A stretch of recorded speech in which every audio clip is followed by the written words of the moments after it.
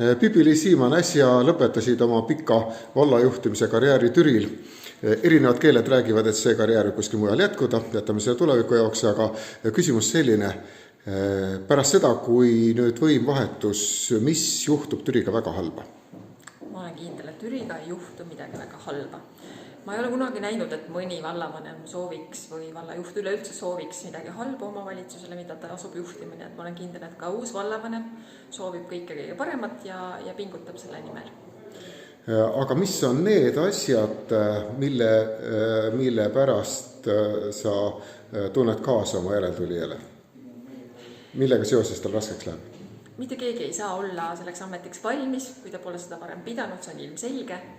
Ma tunnen talle natukene kaasa just nimelt selles mõttes, et usaldust lõhkuda on alati palju keerulisem kui usaldust uuesti taas luua.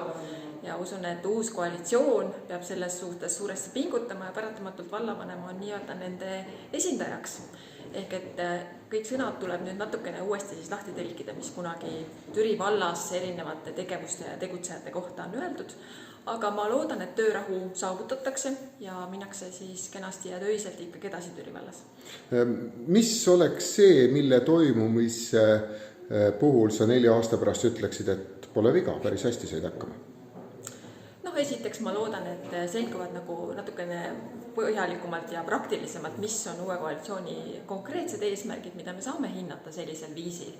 Et usun, et on tore, et räägime inimestega, aga kindlasti peavad rääkimised lõppema ka mingisuguste otsuste tegemistega, peavad tekkima mingisugused eesmärgid, mille poole me koos siis siin Türi vallas püüdleme.